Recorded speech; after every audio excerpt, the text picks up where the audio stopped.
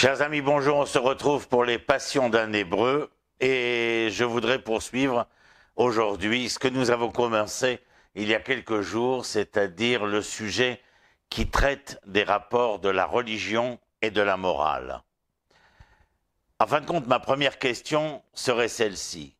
Comment devrions-nous comprendre la relation entre être religieux et être moral? Certes, la réponse dépend de la façon dont nous comprenons les deux termes. Selon leur définition populaire ou sociologique, la religion et la morale ne sont pas tout à fait identiques, ni même par ailleurs opposées. Nous connaissons tous des gens qui sont des hérétiques complets, mais nous les définirions comme, justes, en raison de leurs normes morales élevées.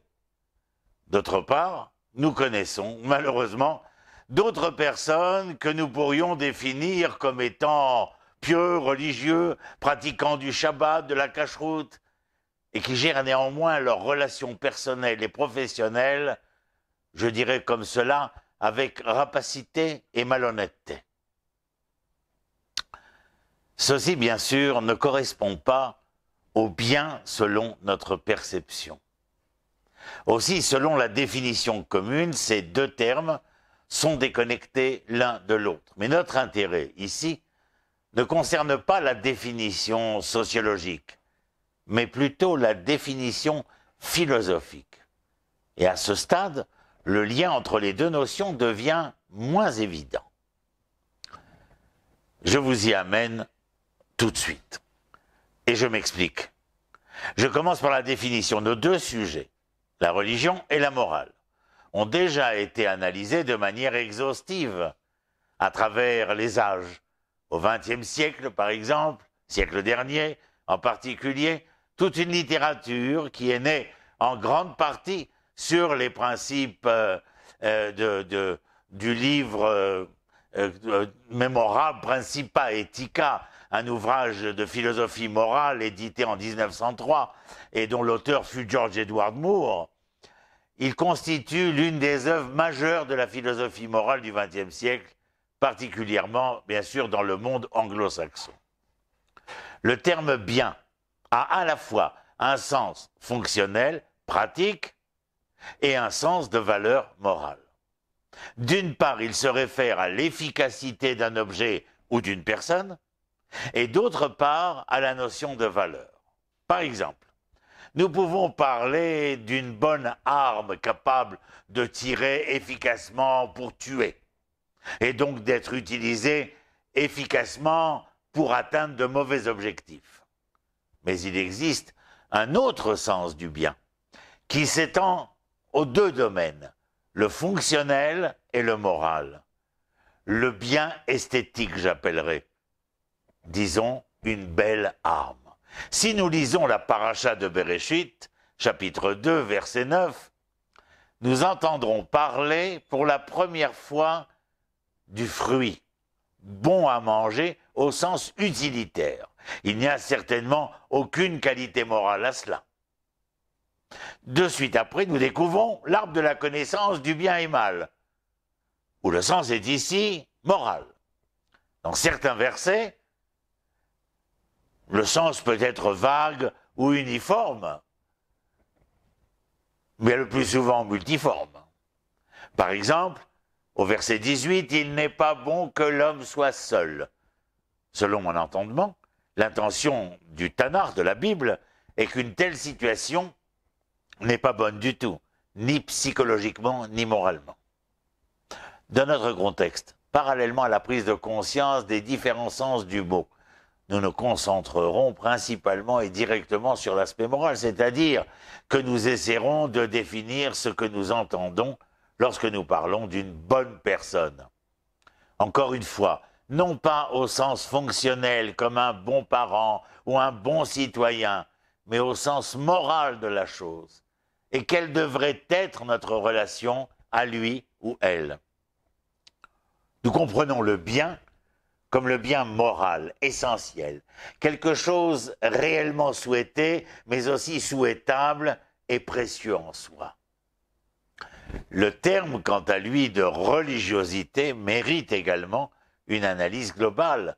Et là aussi, je me limiterai à un diagnostic général. Même si l'on discute de manière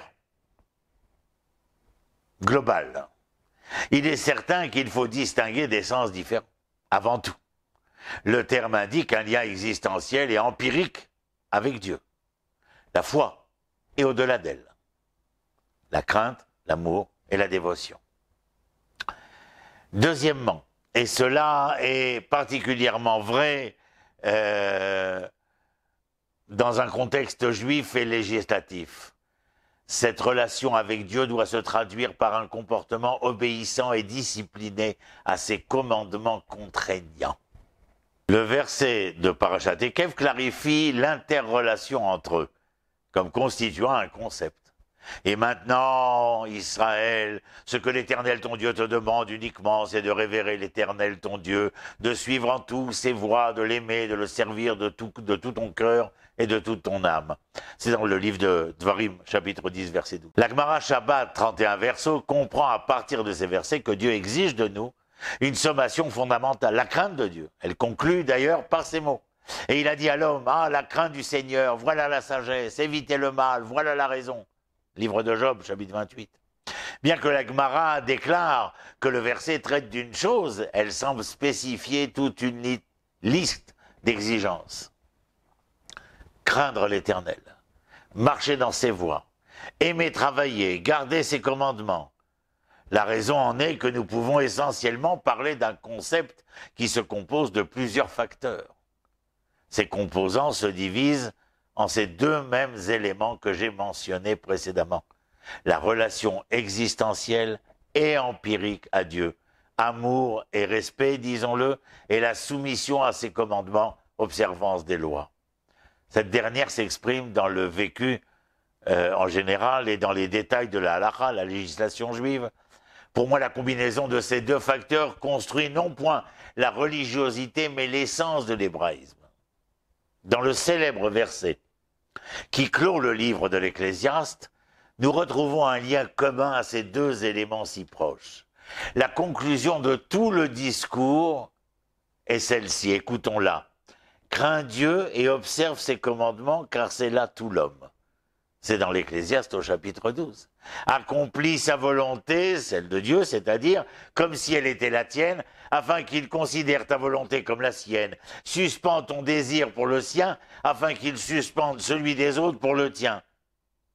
Ceci vient des maximes de nos pères, les Pirkei Avot, chapitre 2. Le passage d'une existence qui place l'homme au centre à une vie qui tourne autour de la volonté divine est l'essence de la vie selon la loi divine. Comme le souligne encore et encore la Torah, en particulier dans le livre du Deutéronome, le Dvarim. La catégorie centrale du judaïsme est la mitzvah, la pratique. L'existence juive commence par le verset « Et l'Éternel Dieu ordonna à l'homme ». C'est dans le livre de Bereshit au chapitre 2. L'hébraïsme pour nous ne se limite pas à une expérience émotionnelle et cultuelle, mais répond en fait à l'appel du Créateur et à des exigences transcendantes, au fin de mieux convertir le monde vers son mieux et son meilleur propre.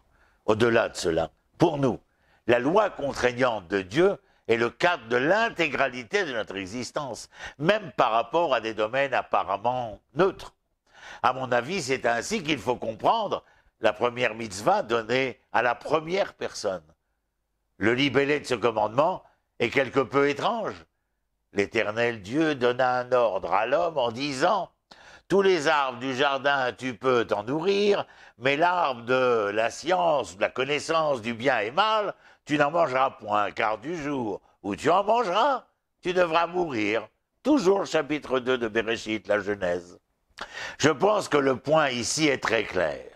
La Torah nous dit qu'à partir du moment où la catégorie de la mitzvah apparaît comme une composante essentielle de l'existence et de l'expérience humaine, ce fait a des conséquences non seulement sur la matière de la mitzvah, mais aussi sur la matière de l'autorité. La matière de la mitzvah mais aussi sur la matière de l'autorité. À très bientôt, shalom, shalom.